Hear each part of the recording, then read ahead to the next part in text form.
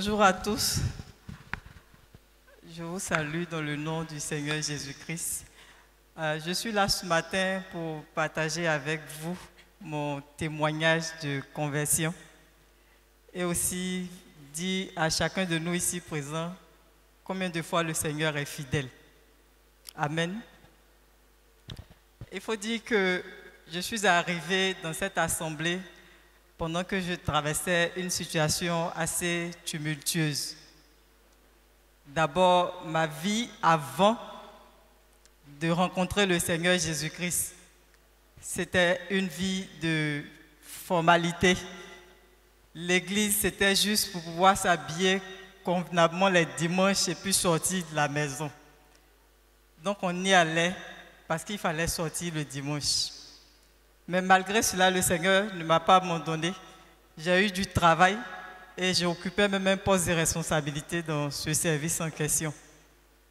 Jusqu'à ce qu'un jour survienne une discorde entre mon patron et moi, sans fondement. Il était dans tous ses états, il ne voulait pas m'entendre, il ne voulait pas me voir, il ne voulait pas d'explication. Et moi, je recevais en retour une lettre d'explication le même jour. Pour ceux qui sont en entreprise, il y a des choses qui ne se font pas. Le même jour, je reçois une demande d'explication.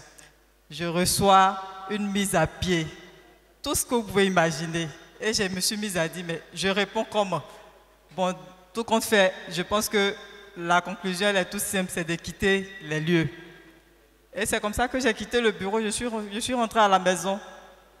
Ma grande sœur passe par là parce qu'elle voulait me saluer et au vigile de lui dire « Madame n'est pas arrivée ce matin ».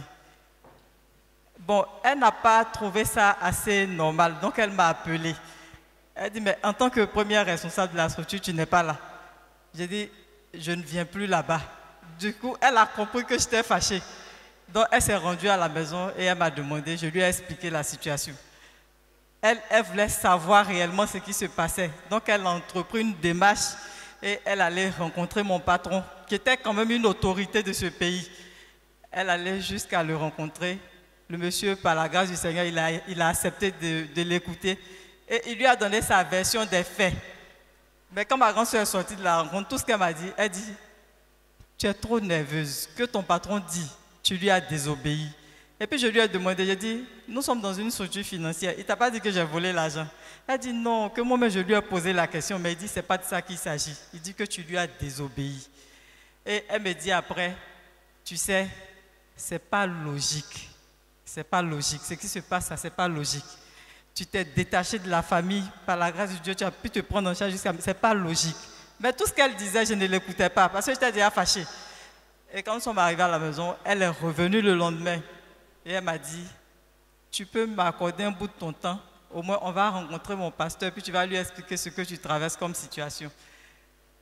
Elle a tellement insisté que nous sommes venus ensemble à l'église ici. C'était un mercredi soir. En ce moment, les mercredis, on faisait des cultes ici. Quand nous sommes arrivés, elle m'a laissé, puisque c'était moi qui devais rencontrer le pasteur, c'est pour moi qu'elle avait pris le rendez-vous. Je suis allé rencontrer le pasteur et je lui ai expliqué tout ce que je traversais comme situation. Mais je vous assure, c'était ce jour-là, si je peux le dire ainsi, c'était le jour de ma délivrance. Quand j'ai fini de parler, le pasteur est rentré dans une de ses colères comme s'il me connaissait il y a longtemps. Il dit, Jésus n'est pas impuné ses coups. Que tu ne peux pas lâcher la main du Seigneur, aller faire ce que tu veux, puis revenir t'asseoir, raconter ta vie. Et il me dit, prends la Bible. Lui-même, il me donne la Bible. Il dit, tiens, prends le passage de l'enfant prodigue. Quand j'ai ouvert la Bible et j'ai commencé à la feuilleter, il a renchéri encore. En plus, tu ne sais même plus où se trouve ce passage-là. Je me suis mise à pleurer en même temps. J'ai dit, mais attends, le monsieur, intérieurement, il dit, mais le monsieur, qu'est-ce qu'il a? Moi, je suis venu le rencontrer dans le but d'avoir un soulagement. Mais je me rends compte que c'est pour me briser davantage. Je me suis mise à pleurer. Tout le temps qu'il parlait, je pleurais. Et vers la fin, il a dit, tu peux revenir comme l'enfant est revenu à son père, qui ne va pas te rejeter. Seulement, il faut lui dire oui. Il faut dire oui, je reviens. Je reviens à toi, je t'accepte aujourd'hui. Et il me dit après, il ne faut pas réfléchir à ce qui s'est passé Du genre, est-ce qu'avec ce qu'il fait, avec ceci, avec ceci, est-ce qu'il pourra encore m'accepter? Il dit, tu lui dis oui. Et lui maintenant, il va t'aider à assainir ta relation avec lui. Avec le temps, tu verras ce qui est bon, ce qui ne l'est pas. Et il a dit, si tu acceptes le Seigneur, on va prier ensemble. Si tu n'acceptes pas, est-ce que tu acceptes le Seigneur? Tout en larmes, je lui ai dit oui, j'accepte le Seigneur. Et nous avons prié, lui et moi. Et puis je suis sortie. Je suis venue trouver ma grand-soeur sous le préau en pleurant, comme une madeleine. Elle est restée sage et puis elle m'a regardée. Elle dit, mais pourquoi tu pleures tant? J'ai dit non, que jusqu'ici, on ne m'avait jamais reprise de la sorte. Que le monsieur, il ne m'a pas ménagé. Elle dit non, ce n'est pas lui, que c'est le Seigneur qui te ramène à l'ordre. C'est le Seigneur qui te rappelle que tu sais, c'est une grâce même que je sois passé à ton bureau là-bas pour savoir si tu étais là. Maintenant, tu décides quoi, là où tu es assise. Il m'a dit de dire oui, j'ai déjà dit oui, j'ai prié. Elle dit non, ce n'est pas de ça qu'il s'agit. Ce n'est pas de ça qu'il s'agit, que tu as dit oui, certes, mais tu fais comme moi. J'ai dit bon, dans l'immédiat là, je n'ai pas autre choix que m'accrocher au Seigneur, avec la situation qui prévaut au service là.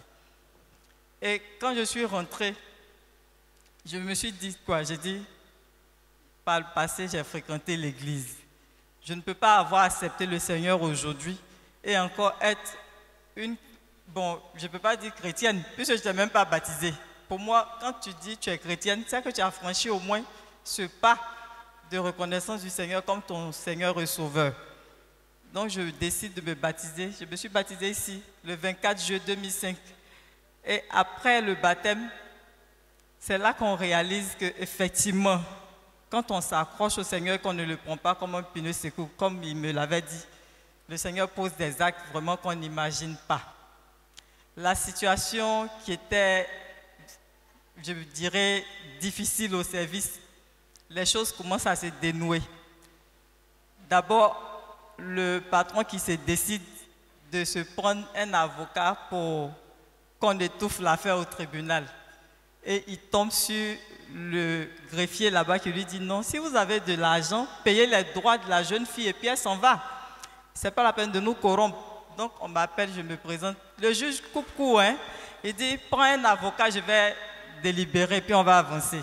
Et puis je le regarde. Et son assesseur qui dit non, laissez nous-mêmes on s'en charge. Et le juge, le même soir, il m'appelle. Il me demande, tu connais l'espace d'Ocuit? J'ai dit non. Je suis arrivé. Il m'a indiqué, je suis allé le rencontrer. J'étais assise devant lui, puis il me dit, qu'est-ce que tu as fait à ton patron? Parce qu'on ne voit rien dans le dossier. Nous, on est fatigués parce qu'il est conseiller du président, on n'y peut rien. Qu'est-ce que tu as fait concrètement? J'ai dit, je ne lui ai rien fait. Et il pousse, il dit, il ne t'a pas fait des avances et puis tu n'as pas refusé. J'ai dit, c'est mon papa. Il n'y a pas ça entre lui et moi. Il dit, bon, d'accord, ce qu'on va faire, quand on va arriver au tribunal, là, nous, on va les pousser à la faute. Ils vont écrire licenciement et puis tu vas partir. Il ne faut pas voir ça comme si c'était vraiment une mauvaise action, mais on va les pousser à cela. Parce que c'est ce qu'on peut faire pour te libérer.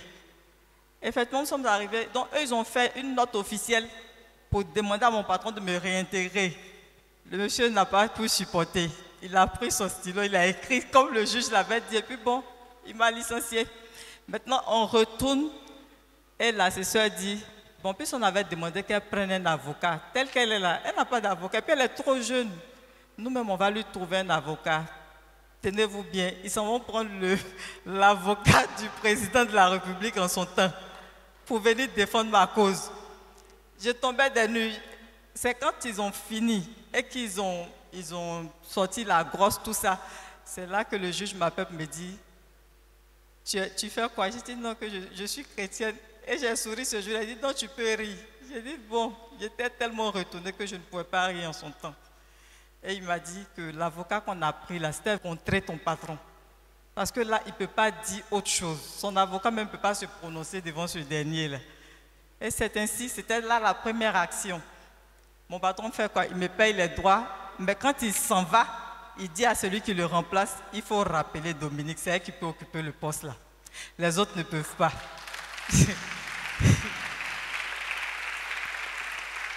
Et ce dernier me rappelle, et puis je lui dis non, je suis fatigué. Que votre affaire là, où on brime les gens là, je suis fatiguée, je vais me concentrer sur mes études, je vais voir jusqu'où ça va me mener. Et je vous assure, tout ça c'est étant dans la maison du Seigneur. Parce qu'à un moment donné, je me suis dit, Seigneur, si ce n'est pas toi, je ne peux plus faire de toi ce punaise secours comme le pasteur l'a dit. Et je poursuis les études par la grâce du Seigneur. Aujourd'hui, moi, on peut m'appeler docteur. Quand on dit docteur, je suis surprise. Je ne sais pas si c'était... La fois dernière, je disais docteur à maman Anno, et puis ça me faisait rire moi-même parce que je ne suis pas encore convaincue. En fait, je le dis pourquoi. Je le dis, je ris, mais c'est pour dire que c'est le Seigneur qui fait toutes choses. C'est le Seigneur qui transforme. C'est le Seigneur qui fait au-delà de nos attentes. Et c'est lui qui nous rétablit dans notre justice. Sinon, qui suis-je moi? Quel agent ai-je pour pouvoir prendre un avocat de cette taille-là? Pour ceux qui sont de la magistrature, ils comprennent. Mais le Seigneur nous rétablit dans nos droits. Et le Seigneur, comme on l'a dit, il nous relève pour nous faire asseoir à la table des grands. Je bénis son nom parce qu'il est en train de faire le chemin avec moi. Et je suis convaincu d'une chose, nous irons jusqu'au sommet par sa grâce. Amen. Tu pouvais lancer l'appel. Tu as oublié de lancer l'appel. Envoyez le micro là ici.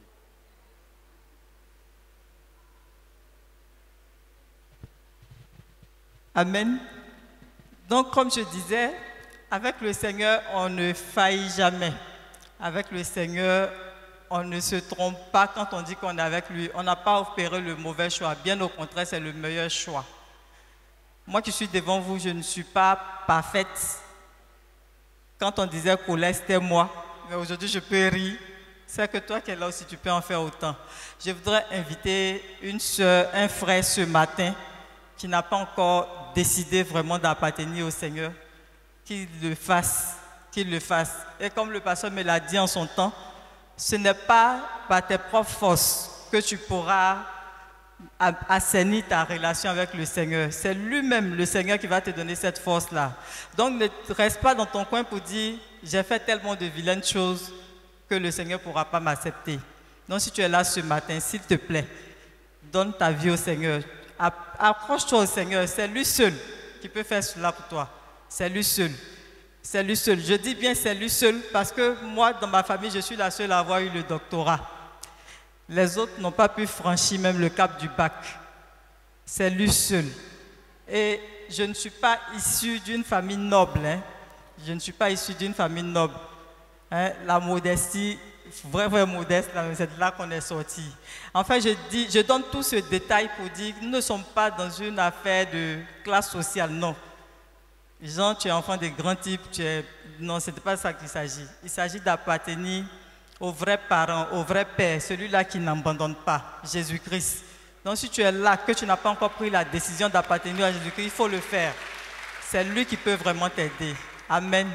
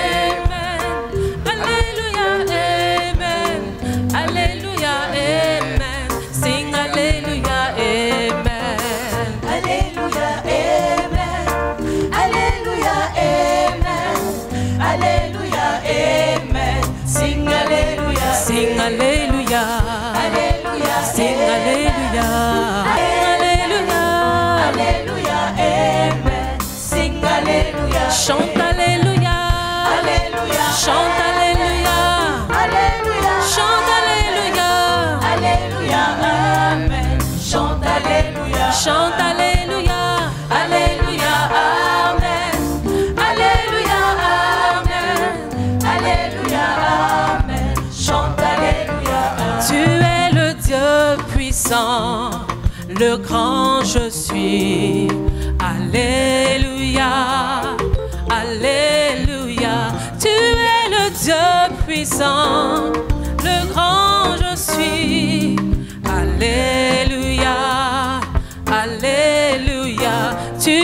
le Dieu puissant, le grand je suis.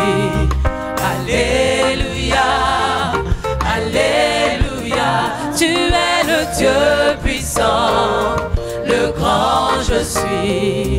Alléluia, Alléluia. Chante Alléluia, Alléluia. Chante Alléluia, Alléluia. Chante Alléluia, Alléluia. Amen. Chante Alléluia, chante Alléluia, Alléluia. Chante Alléluia, Alléluia. Chante Alléluia, Alléluia. Amen.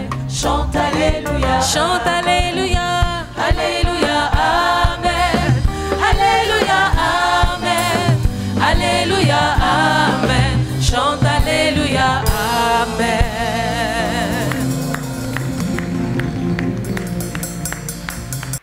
Le thème de leur évangélisation était Jésus-Christ, le pain de vie. Et c'est ce que nous partageons ce matin. Jésus-Christ, le pain de vie. Certains voient Jésus comme un des leaders religieux du monde, de l'histoire.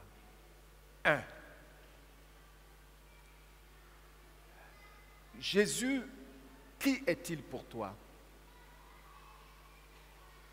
Sous quel angle le connais-tu? Parce qu'il faut le connaître. Il faut détenir de lui des informations claires qui vont te permettre d'entrer en relation avec lui. Et c'est pourquoi le thème que les femmes ont choisi est très important. Jésus-Christ, le pain de vie. Nous allons voir ce matin un texte qui va nous donner une image claire de comment Jésus-Christ est le pain de vie. Et je voudrais vous inviter à prendre 2 Rois. 2 Rois, chapitre 4.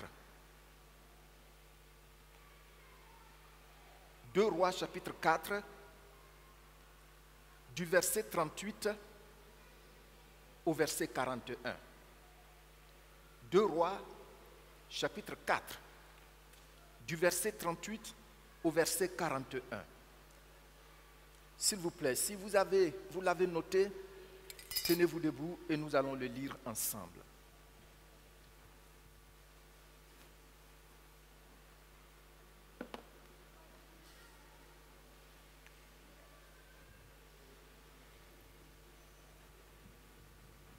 Donc notre texte de base,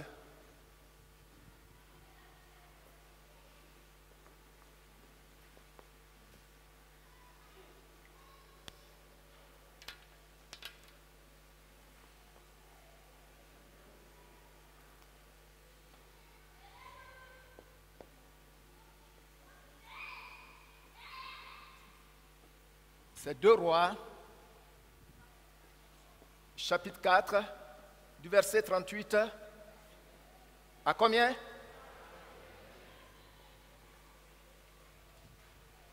C'est ça, hein?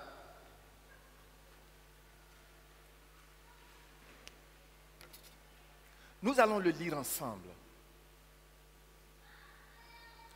Et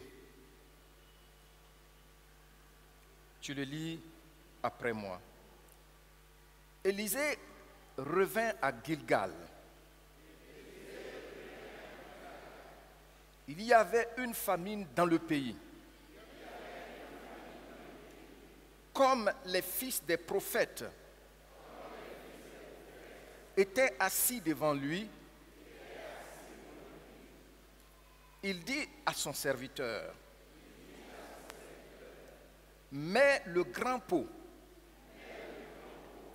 et fait cuire un potage pour les fils des prophètes. L'un d'eux sortit dans les champs pour cueillir des herbes. Il trouva de la vigne sauvage et il y cueillit des coloquintes sauvages. Plein son vêtement. Quand il entra, il les coupa en morceaux dans le pot où était le potage. Car on ne les connaissait pas. On servit à manger à ces hommes. Alors, nous allons reprendre cette dernière partie pour que tu puisses bien souligner cela dans ta parole, dans ta Bible. Car on ne les connaissait pas. On servit à manger à ces hommes. Mais, dès qu'ils eurent mangé du potage, ils s'écrièrent: la mort est dans le pot, homme de Dieu. Et ils ne purent manger. Élisée dit: prenez de la farine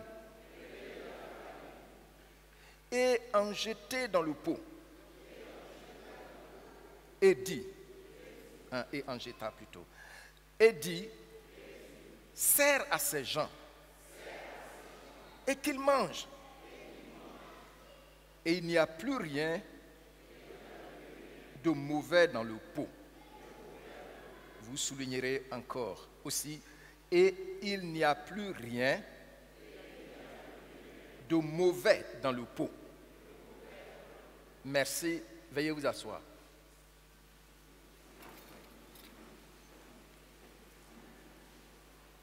De quoi s'agit-il premièrement dans le texte? Le texte que nous venons de lire disait qu'il y avait la famine en Israël. Et donc, pendant cette famine, est-ce que je peux avoir un tabouret ici? Je vais prendre le tabouret. Il faut éteindre ça pour que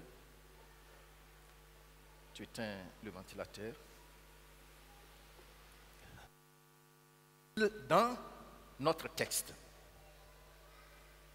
le texte dit que dans le pays, c'était la famine.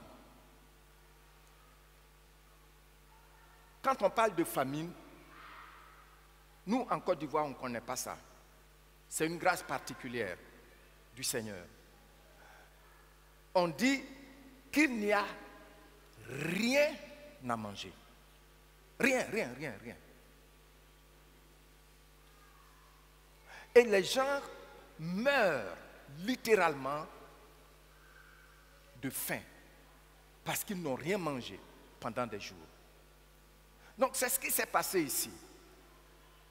Et voici qu'ils sont avec le prophète Élisée. Et devant cette situation,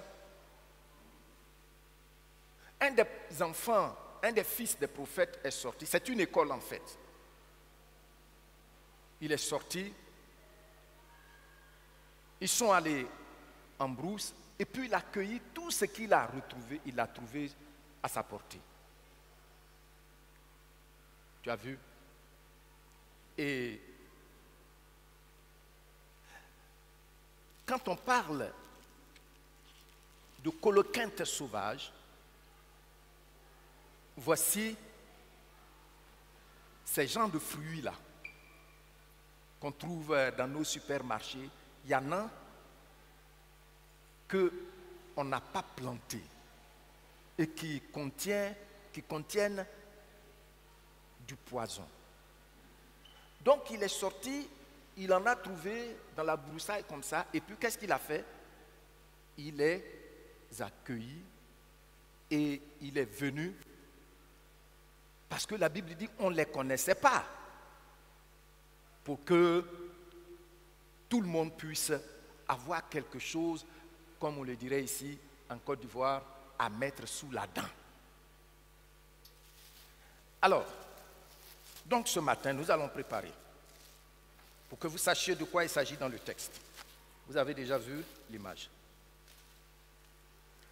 Donc, il est venu, et puis qu'est-ce qu'il a fait? Le prophète dit, bon, découpez ce que vous avez envoyé, même si personne ne connaît cela. On ne connaît pas une telle nourriture, mais la situation oblige. Donc, ils vont découper, et puis, on va faire bouillir. Le pot, c'est canari, hein? Mais comme on n'a pas canari ici, voyez-vous que j'ai déjà mis ça dans le canari. Hein? Donc, ils ont découpé. Et puis, voilà. C'est pas tout, parce que c'est comme un panier à crabe. Il y a beaucoup de choses qu'ils vont découper pour mettre dedans. Concombre sauvage. On ne connaît pas ça. On découpe ça aussi, on met dedans. Après, il faut venir donner mon argent. Il y a encore d'autres choses. En tout cas, tout ce qu'il a trouvé là-bas qu'on ne connaissait pas, il a pris, il est venu. C'est pour que vous saisissiez bien ce qui se passe dans le texte.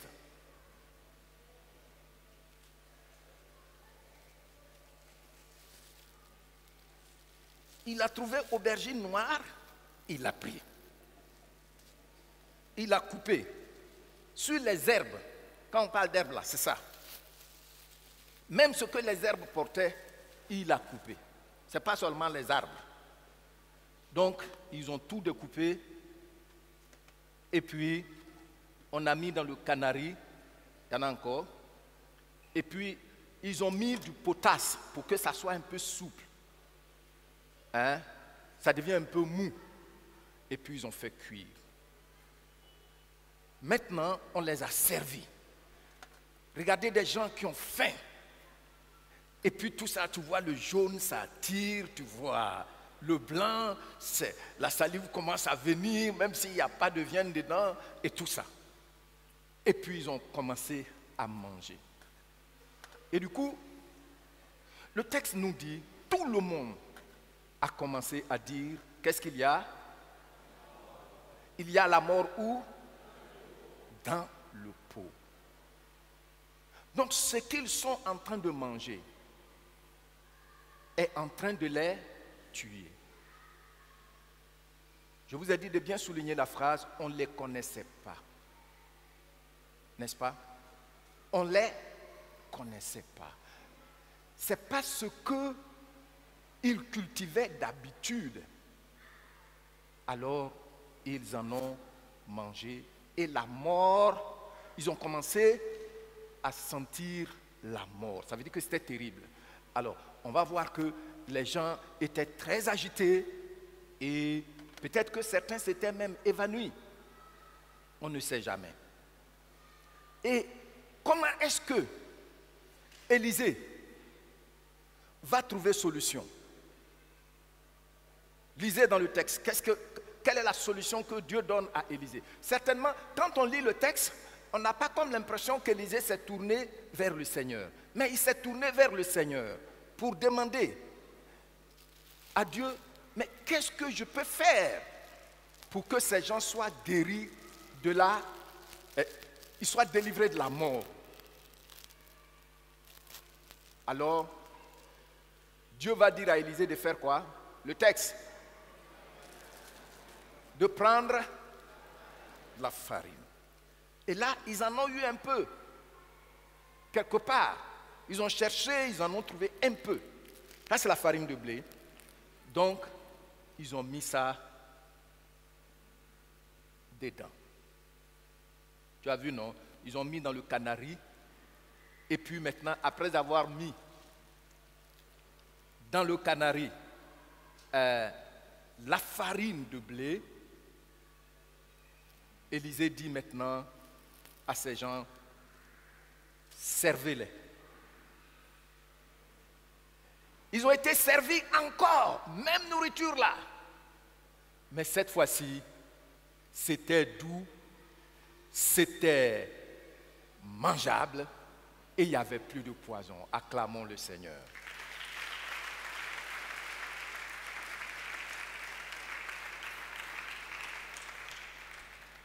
Donc, nous voyons que les gens ont mangé.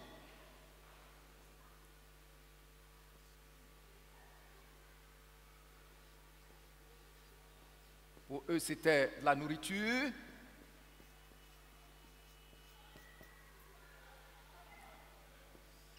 Et puis, ça les conduisait où?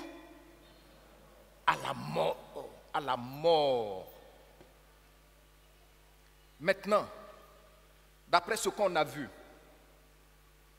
quelle solution pour retrouver la délivrance de la mort?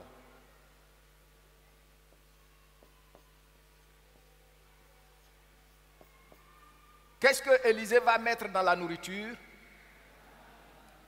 La farine. La farine de quoi? De blé. La farine.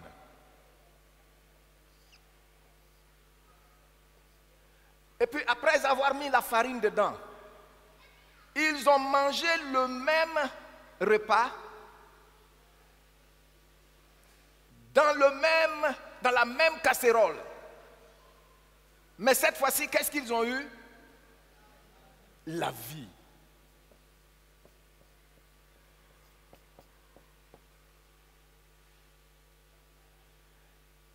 Ici,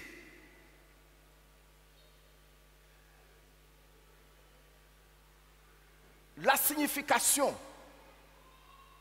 de l'acte prophétique, c'est un acte prophétique.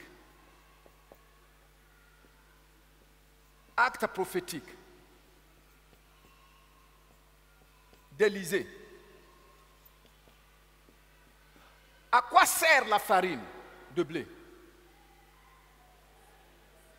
Je ne vous entends pas. À faire du pain.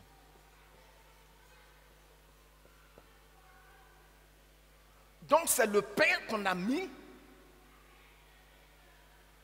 dans le pot pour assainir cette nourriture, pour qu'il mange cette nourriture et ait la vie. Acclamons le Seigneur.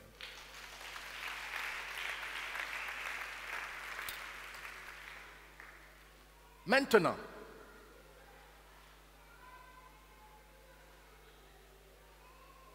mes bien-aimés, quelle est son importance pour toi et pour moi? Quelle est son importance? Après ce résumé, on voit que le monde entier meurt de faim. Quand vous regardez le monde, regardez toutes les chaînes que vous pouvez regarder dans le monde, c'est la faim, la famine. Les gens meurent de faim. Qui voit ça? Merci. Les gens meurent de faim. Et qu'est-ce qu'ils font?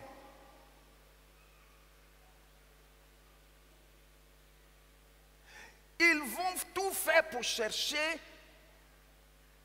ce qu'ils ne connaissent pas et ils le mangent.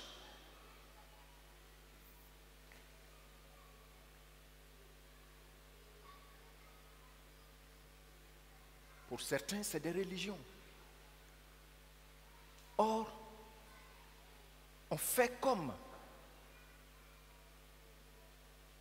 Adam et Ève. Il est vrai que parce que l'homme a été créé par Dieu et qu'au début, il a été en relation harmonieuse avec Dieu, ce qui a fait que quand il a perdu cette relation-là, il a toujours faim de la retrouver. Alors qu'est-ce qu'il fait? Il invente un système pour se connecter, pour tendre vers une divinité en vue de satisfaire à cette faim qu'il a, qu'il ressent. C'est pourquoi les gens créent les religions.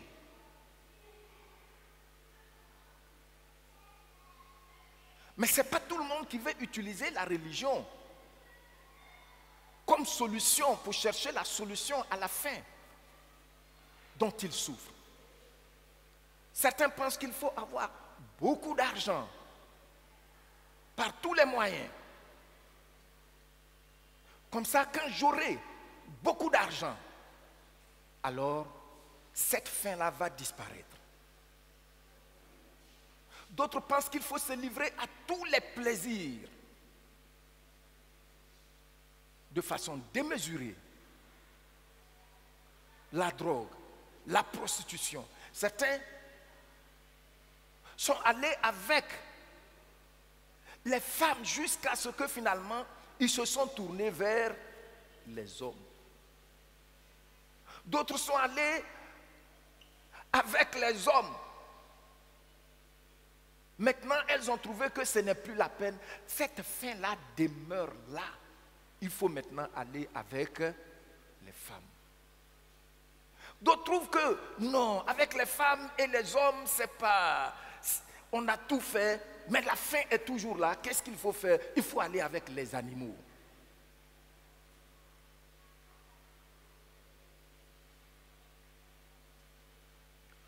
Toutes ces manifestations que vous constatez, ces dérives, sont dues au fait que l'homme, le monde vit la famine. Est-ce que vous voyez? D'autres se sont donnés à la philosophie. Je t'assure, ils peuvent te parler. Si vraiment tu n'es pas lucide, le temps de te rendre compte, ils ont fait de toi un de leurs adeptes. Le monde souffre. Les gens sont tourmentés. D'autres se sont adonnés à des pratiques occultes qu'ils ne connaissent même pas. Tu te lèves, tu t'en vas mettre ta tête dans la franc-maçonnerie. Tu vas mettre ta tête dans Rose-Croix. Tu vas mettre ta tête dans le fétichisme de chez moi. Regardez, quelqu'un va quitter ici, va quitter un autre pays pour aller dans ma région, pour manger quelque chose là-bas que tu ne connais même pas.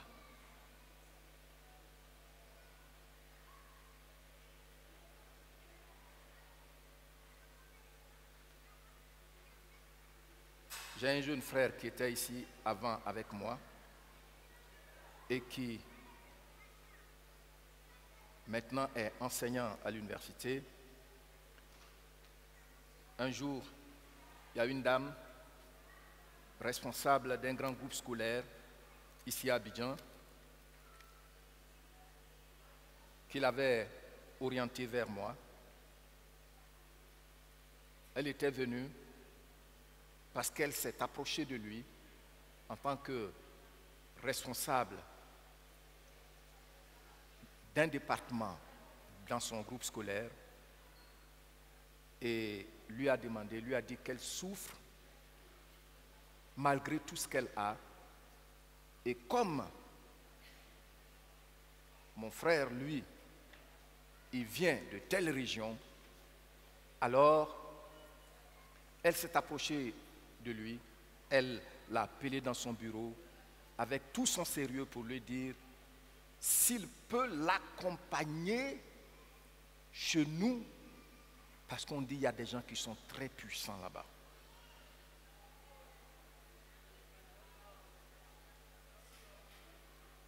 Et il lui a dit, lui, il a rencontré quelqu'un qui est plus puissant que chez nous. Que c'est Jésus-Christ. Et il a donné son témoignage, effectivement. Quand il était venu en première année à l'université, c'est-à-dire depuis la terminale, il avait des maux terribles de tête. C'est ici que j'ai prié pour sa guérison. Et il a donné son témoignage. C'est ici, il a été guéri. Et aujourd'hui, il est professeur à l'université, ici, de Cocody. Et la femme lui demande, il dit, c'est mon grand frère qui a prié pour moi, il est à Angré. C'est comme ça la dame est venue ici. Elle est venue pour un temps. Et puis, après, peut-être qu'elle a trouvé que c'était trop simple. Mais les premières rencontres, elle a été très attentive. Parce que quand j'ai prié pour elle, ce qui s'était passé, elle me dit qu'elle n'a jamais vécu des choses comme ça. Et c'est une grande dame. Voyez-vous, comment tu ne connais pas ce qui Coloquinte qui est chez nous là-bas. C'est ça, tu vas quitter ici à Abidjan, tu as grand, je ne vais pas dire l'école, sinon, grand groupe scolaire ici à Abidjan. Tu vas quitter ici pour aller chez quelqu'un qui n'a même pas été à l'école. Pour manger quoi? Coloquinte sauvage. C'est ce que le monde mange aujourd'hui.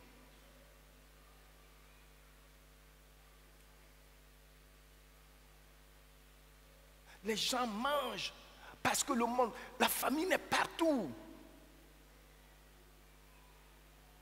La famine est partout. Et ils ont mangé, surtout dans le domaine de la religion. Ils ont mangé, ils n'ont jamais eu de satisfaction. Maintenant, ils ont mis toutes les religions dans une même balance pour dire toutes les religions se valent. Bien sûr, dans le fond, toutes les religions se valent. Pourquoi? Parce que la religion, c'est l'effort qu'un homme fournit pour tendre vers une divinité. Mais Jésus-Christ n'est pas religion. Lui, c'est Dieu qui est venu vers nous. Amen. Pour avoir une relation avec nous. Dans le mot religion, on a le verbe relier. Je fais un effort. Je peux faire un effort pour me relier à une certaine divinité au travers d'un morceau de bois, au travers d'un arbre, au travers d'une rivière, au travers d'un caillou, au travers d'un rocher, au travers d'une tombe. Mais il n'en est pas ainsi de Jésus-Christ.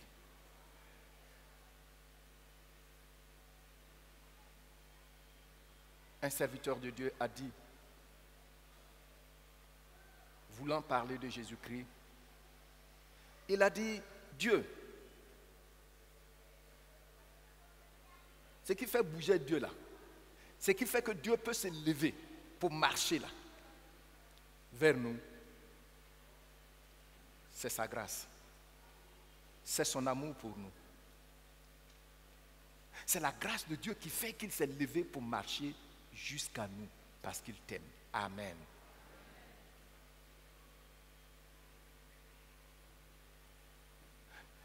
Notre foi ne peut pas faire bouger Dieu. Notre foi nous conduit à recevoir ce que la grâce est venue nous donner. Et donc ici, dans cette famine-là qu'on constate aujourd'hui, il y a des gens même qui prient dans des langues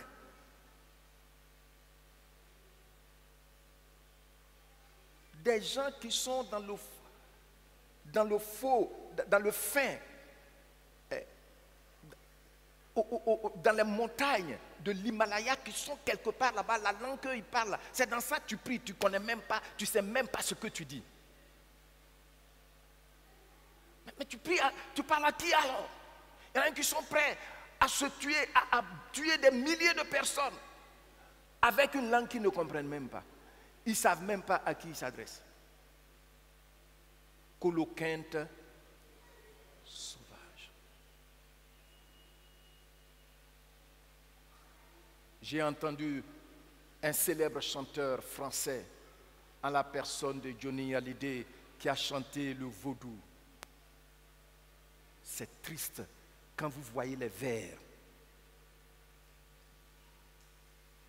Il magnifiait. Comment peux-tu manger, ô homme, ce que tu ne connais pas? Maintenant, nous voyons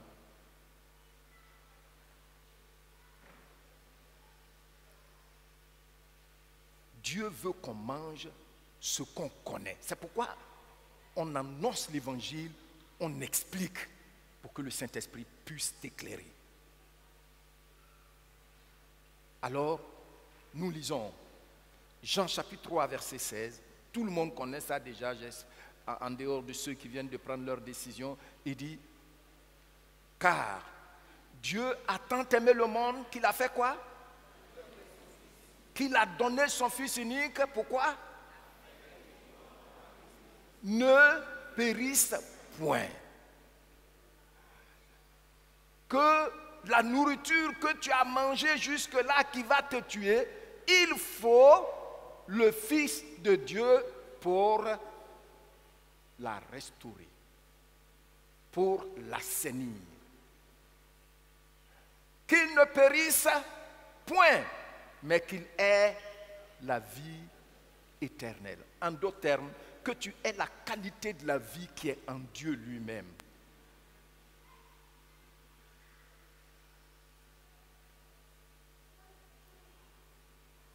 Quand j'étais en master, nous avions étudié certaines matières qui m'ont vraiment marqué.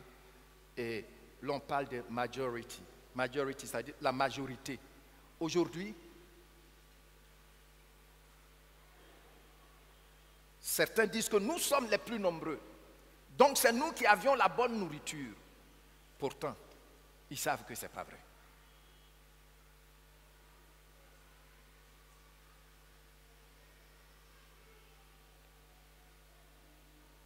Ils savent que c'est faux. On peut être nombreux à manger la même nourriture, mais comme ces gens ont été nombreux à manger cette nourriture et étaient au bord de la mort, eux tous, ils vont mourir. C'est pourquoi la Bible dit, car Dieu a tant aimé le monde qu'il a donné son Fils unique, afin que quiconque croit en lui ne périsse point, mais qu'il ait la vie éternelle. Amen. Alors, cette farine, Jésus-Christ va maintenant nous parler. Et je crois que notre dirigeant du jour a déjà donné le ton dans Jean, chapitre 6. Jean, chapitre 6.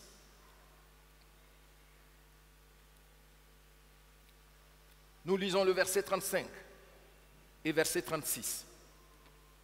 Jean, chapitre 6. Nous allons rester dans Jean, chapitre 6 pour un temps, pour que vous puissiez savoir la farine, cette farine que Élisée a mise dans le pot, dans le repas, dans cette nourriture qu'on ne connaissait pas, or c'est la mort. Qui était cette farine? Cette farine, de qui était-elle la préfiguration? Vous avez retrouvé Jean chapitre 6, verset 35-36. Et je vous lis la parole. Et tu vas lire après moi. Jésus leur dit, je suis le pain de vie. Celui qui vient à moi n'aura jamais faim. Et celui qui croit en moi n'aura jamais soif. Mais, je vous l'ai dit, vous m'avez vu et vous ne croyez point.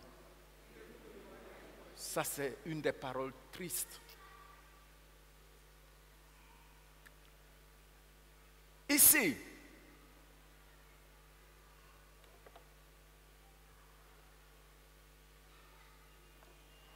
on voit donc que l'action prophétique d'Élisée, c'est d'utiliser la farine.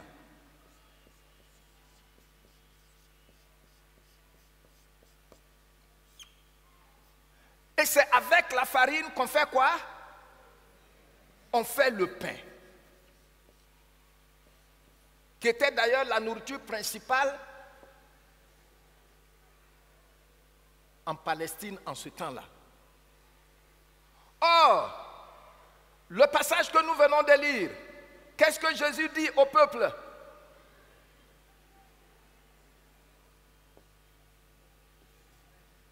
Qu'est-ce que Jésus dit au peuple? Dans Jean 6, il dit, je suis le pain. Donc ce pain-là, c'est qui? C'est Jésus-Christ. Acclamons le Seigneur.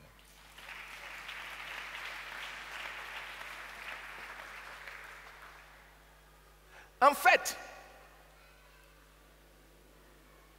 quand Élisée versait la farine dans le pot,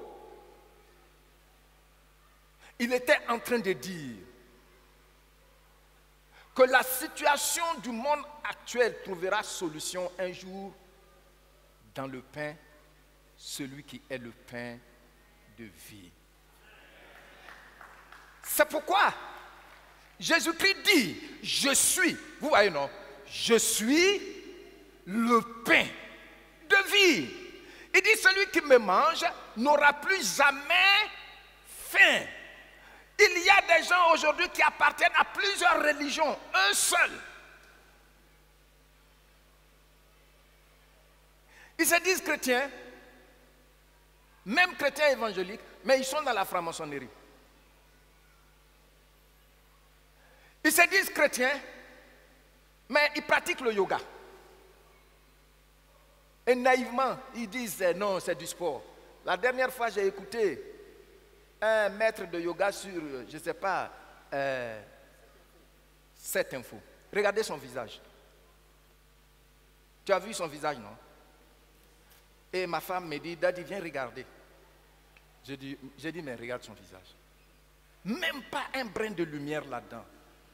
Et puis, quand le journaliste après a posé une question, il dit, mais est-ce qu'on peut considérer que le yoga est un sport pour le pratiquer comme ça? Qu'est-ce qu'il a dit pour ceux qui ont écouté? Il dit, c'est dangereux. Vous avez entendu ce qu'il a dit? Et j'ai dit à ma femme, tu as vu, non? Les gens ont tellement faim qu'ils ne perçoivent plus rien de leurs oreilles. C'est dangereux. Et le journaliste lui demande, mais pourquoi? Il dit que non, c'était une religion pratiquée. Puis il dit où c'était pratiqué, tout ça, comment les gens s'en sont servis. Tout. Mais regardez aujourd'hui. Donc la seule personne pratique toutes ces choses. Moi je vais à l'église, mais quoi? Je vais à l'église, mais je fais telle chose. Moi je vais à l'église, mais j'ai une petite amie. Moi je vais à l'église. J'ai un ami rabougri. Jésus est clair. Il dit celui qui... Regardez la phrase. Sa déclaration. Élisez avec moi. Il dit quoi? Celui qui me mange n'aura plus jamais faim. C'est clair. Quand tu as mangé vraiment Jésus-Christ, tu n'as plus besoin d'aller manger quelque chose d'autre. Parce qu'en fait, ce que les gens ne savent pas, c'est que cette faim Cette famine dont le monde souffre actuellement est due à sa séparation, à sa déconnexion avec son Créateur authentique. Donc il y a une place en toi que rien d'autre ne peut remplacer, sinon celui qui t'a créé. Lui, c'est sa place.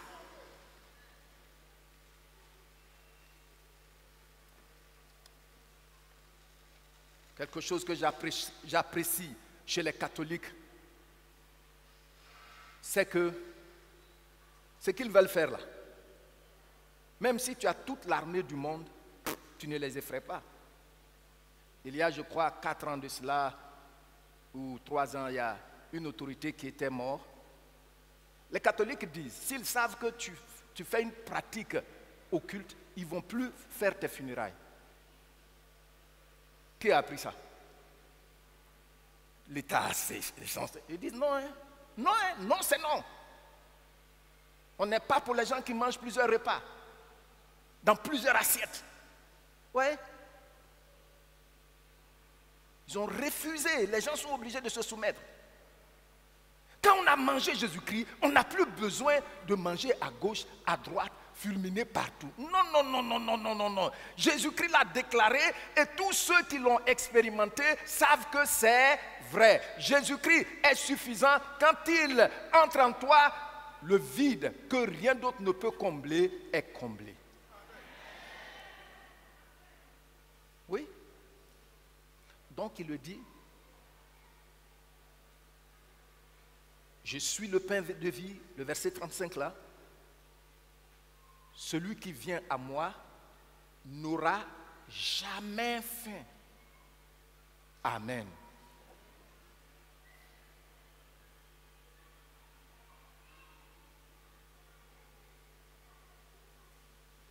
J'ai appris qu'une nouvelle religion est née en Côte d'Ivoire. Je crois que c'est dans le mois passé, ils ont déclaré ça, le Zouglou.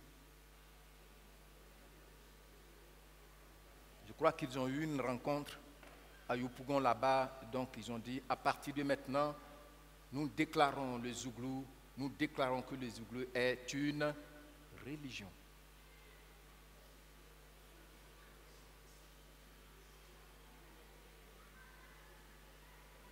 Et nos enfants, ça veut dire quand ils vont à l'université, et puis ils entendent que c'est une... Come on! Regardez! Ah, le monde a faim.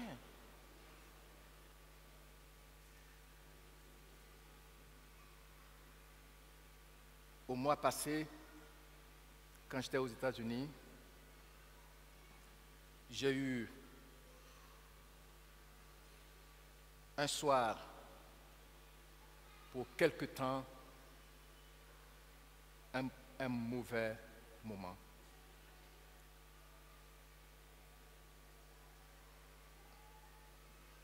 J'avais été invité à un restaurant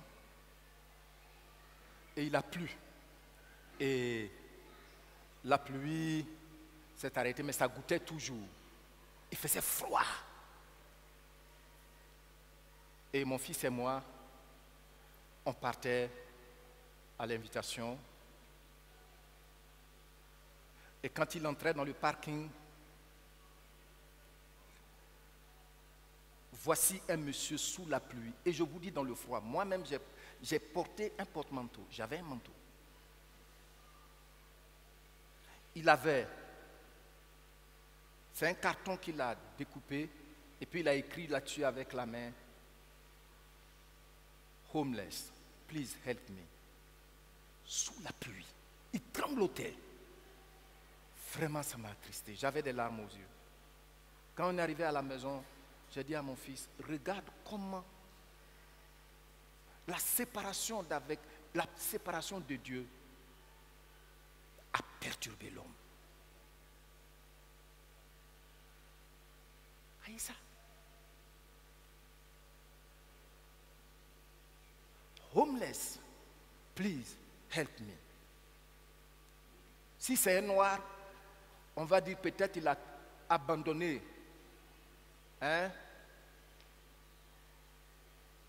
son bondoukou natal et puis il est venu. Qu'est-ce qu'il cherche ici même?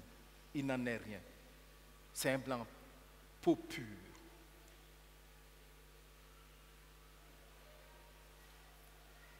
Je vais vous dire, Jésus-Christ est le pain de vie. Jésus-Christ, et celui qui le mange n'aura plus jamais faim. Et celui qui le boit n'aura plus jamais soif.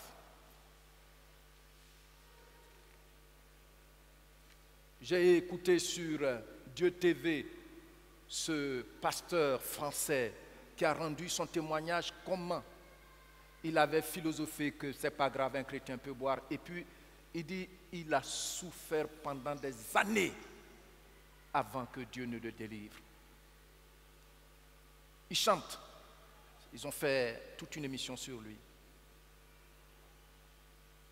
Mais quand Jésus est entré dans ton cœur, c'est quelle boisson qui peut aller là-bas? C'est quelle boisson qui peut te donner la joie lucide? C'est quelle drogue qui peut te donner la joie lucide? La joie responsable. Jésus dit une fois que tu l'as bu, c'est-à-dire tu as reçu sa parole, tu vis de sa parole, plus jamais tu n'auras soif. Amen. Et regardez ce qu'il dit.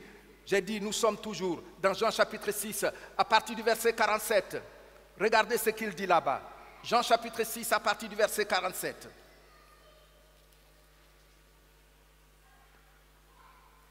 Vous l'avez retrouvé?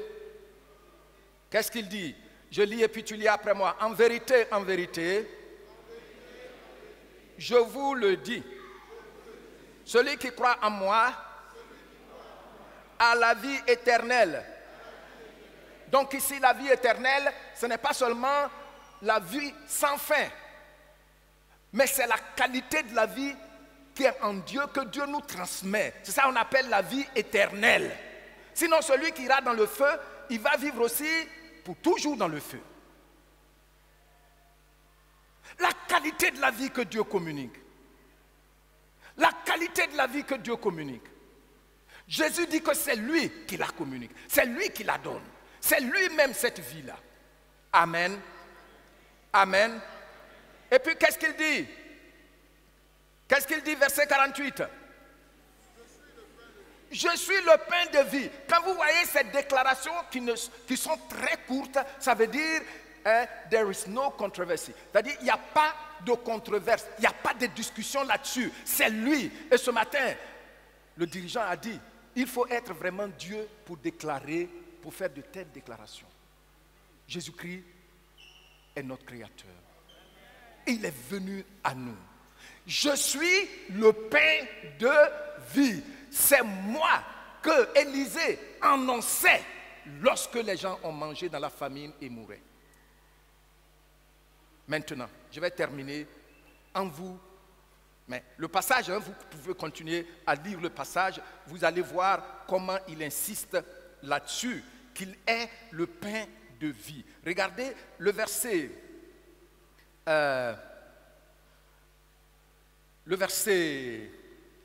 51. Verset 51, 1 et 2.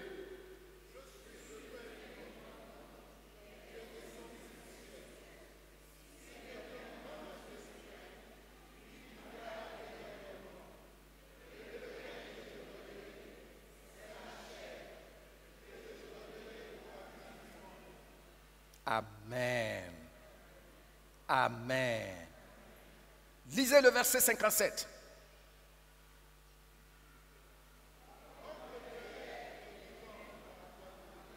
Qui l'a envoyé? Maintenant, je vous ai enseigné ici, quand on dit Père, ça veut dire quoi? La source de laquelle je suis sorti. Donc, comme la source de laquelle vous tous, vous êtes sortis, m'a envoyé. Vous comprenez ça? C'est la source qui l'a envoyé. Continuez.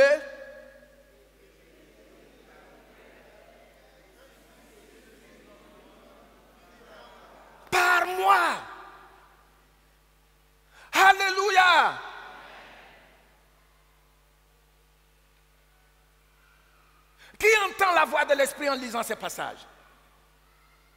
Je veux voir. Qui entend clairement la voix de l'Esprit en lisant ces passages? Acclamons le Saint-Esprit.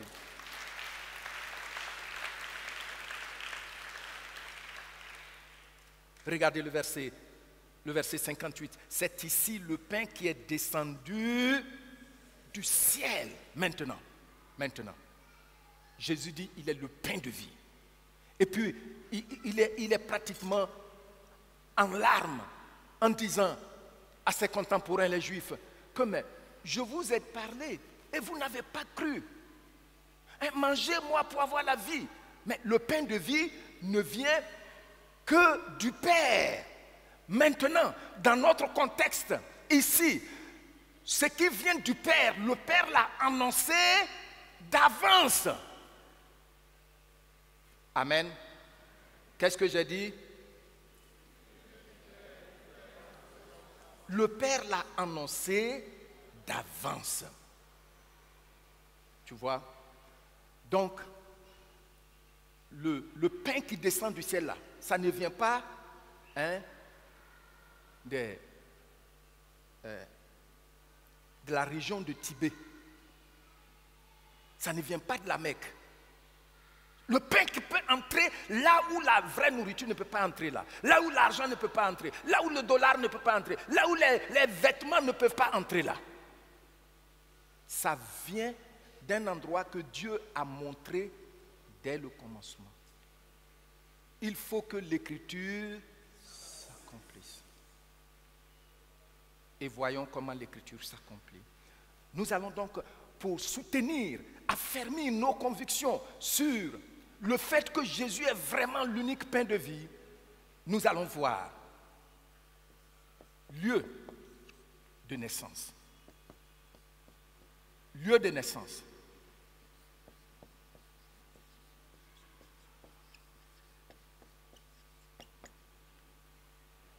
Où? Lieu où il est descendu. Parce que lui-même, il utilise, il est descendu. Il est descendu où? Ça a été annoncé. Jésus n'est pas un sauveur spontané. Vous comprenez? Jésus n'est pas un sauveur spontané. Il a préparé le monde d'avance. Le monde a faim. Il a dit exactement là où il devait naître. Lisons ensemble. Matthieu chapitre 2, versets 1 à 6. Jésus étant né où? Matthieu chapitre 2, du verset 1 au verset 6. Jésus était né où? À Bethléem. Maintenant, quel est son rapport avec ces affirmations? Je partage ça avec toi pour que tu comprennes la valeur de ces affirmations ici. Il dit, il est le pain de vie, le pain vivant, le pain que le Père donne au monde, le pain qui est descendu des cieux. Maintenant, ici, Matthieu, vous avez retrouvé le passage? Matthieu chapitre 2, du verset 1 au verset 6, il dit, Jésus étant né où? À Bethléem. Que signifie Bethléem? Donc, lieu où Jésus est descendu,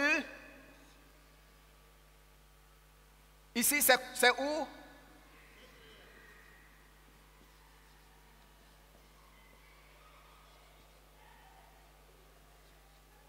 Bethléem. C'est là que Jésus est né. Bethléem, c'est une des villes de Juda. Bethléem n'est pas loin de Jérusalem, pour ceux qui ont eu l'occasion d'aller en Israël. Mais que signifie Bethléem? Bethléem signifie maison de pain. Ah, les synchronisations de Dieu encouragent. Maison de pain. Qu'est-ce que ça signifie? Beth, Lechem, ou Lechem en hébreu, qui signifie maison de pain. quelqu'un ne connaît même pas la ville de pain, ni la maison de pain, et puis il peut vous donner le pain qu'Élisée a donné pour guérir. C'est pourquoi Jésus est sorti de cette maison. Acclamons le Seigneur. Oui, Jésus est sorti de Bethléem, mais pas de n'importe quelle maison. La Bible dit qu'il est né dans la maison de David. Oh, j'aurai l'occasion d'en parler plus tard. Parce que l'auberge où ils sont partis, il n'y avait pas de place, et puis sa maman l'a accouché là où on garde les animaux, là, on parque les bêtes là. C'était la maison du roi David. J'aurai l'occasion de vous en parler. C'est étonnant. Je vous dis que souvent quand vous lisez les Écritures et qu'on vous explique les choses, vous devenez lucide, vous êtes rassuré. Dieu a dit, de la maison de David naîtra le Sauveur. Combien de siècles qui séparent David du Seigneur, venu physiquement. Dieu a synchronisé les choses pour qu'il y ait ce recensement. Et il y a ce recensement. Et ses parents s'en vont maintenant parce qu'ils n'habitaient pas à Bethléem.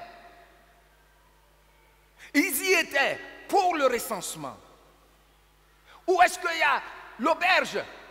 L'auberge, l'hôtellerie. Ça, c'est la maison où le papa de David était né.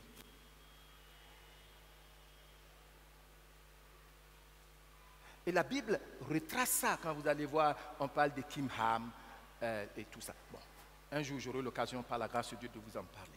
Mais vous restez là, vous êtes tellement encouragés de ce que rien n'a été fabriqué.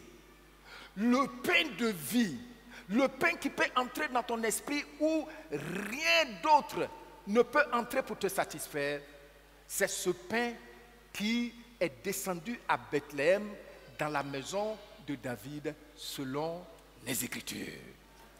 Il faut que l'Écriture soit accomplie.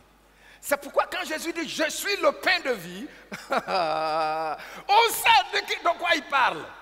On est sûr que, hey, si tu penses que, tu dis « Je suis trop découragé, je suis trop découragé », ce que tu vas manger là, c'est la mort, la mort, la mort, la mort.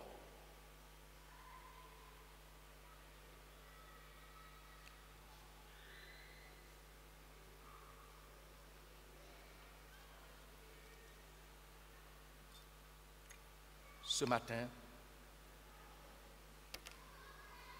je vais te lancer l'appel.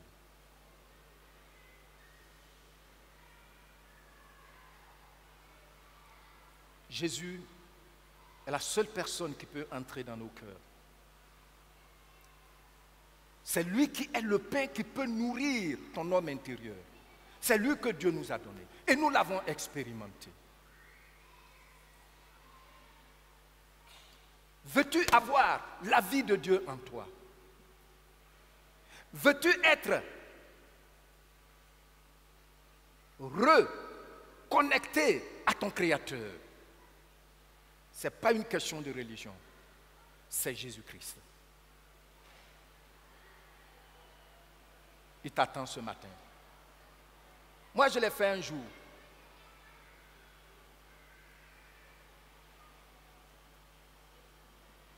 Et voici, au fur et à mesure que j'avance en âge, plus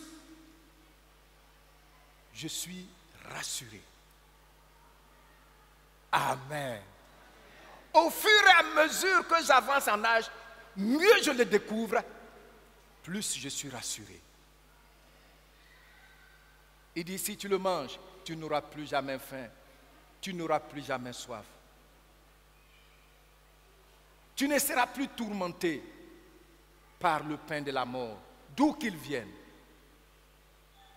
Et si le Seigneur, il arrivait à faire cette déclaration de façon claire, lucide, que je suis le pain de vie, c'est parce qu'il a été écrit que c'est à Bethléem que le pain de vie devait descendre. Quand vous lisez le passage de Matthieu chapitre 2, du verset 1 au verset 6, vous allez voir la prophétie là-bas. Je t'invite ce matin, toi qui veux prendre maintenant la décision, tu as pratiqué la religion, peut-être que tu es né dans la religion et tu as trouvé que tes pères pratiquent cela, tu l'as pratiqué, peut-être que tu vis comme tu veux, peut-être que tu as épousé une certaine philosophie, tu prends la vie du bon côté, mais malgré cela, la fin est toujours là. Aujourd'hui, Jésus-Christ est là, il te dit viens. Prends la décision pour lui dire, je veux manger de ce pain, que tu donnes, que tu es, et ta vie ne sera plus jamais la même. Un jour, j'ai pris ma décision, c'était en 1974. À la maison, on me disait que c'était de l'enfantillage. Mais au fur et à mesure, il a ouvert mes yeux. N'aie pas peur. La Bible dit, le Seigneur est fidèle, il vous affermira. Il vous préservera de toute chute et vous fera paraître devant lui, irrépréhensible et dans l'allégresse. Oh, acclamons le Seigneur. J'aime ça. J'aime ça. Il y a des paroles, quand je lis, vraiment une joie m'inonde. Veux-tu prendre la décision de dire à Jésus de venir dans ton cœur? Nous avons eu tout de suite des gens qui l'ont fait. Viens.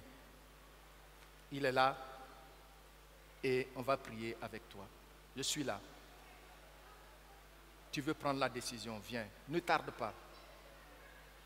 Le Seigneur t'aime. C'est pourquoi il est venu. Il va venir assainir désormais ta vie.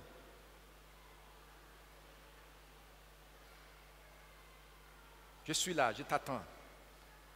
Il y a cette dame que j'ai écoutée un jour, c'est Joyce Meyer, ce pasteur américain. Son père l'a abusé, menacé s'il en parlait. Elle dit, je me haïssais. Mais le jour où ce pain de vie est entré en elle, progressivement, tout a changé. Très souvent, quand elle prêche, elle revient là-dessus. Pour les gens qui sont rejetés, pour les gens qui voient que leur vie n'a point de valeur. Il dit, moi, mon père couchait avec moi et avec des menaces. Vous vous imaginez? Si c'est un noir, on va dire c'est un sauvage. Ils sont sauvages, mais ça, ce n'est pas un noir. Tu ne peux pas tromper ma vigilance, hein? Viens. Le Seigneur t'aime, il t'attend. Ta vie ne sera plus jamais la même. Il va guérir ta vie par sa présence en toi. Je te donne encore 1 minute. Tu veux prendre la décision. Décision que tu n'as jamais prise. Tu viens. Tu es frustré. On dit que tu n'es pas, tu n'es pas intelligent. Tu n'es pas beau. Tu n'es pas ceci. On te dit toujours, mais Jésus-Christ est venu maintenant pour te donner la guérison.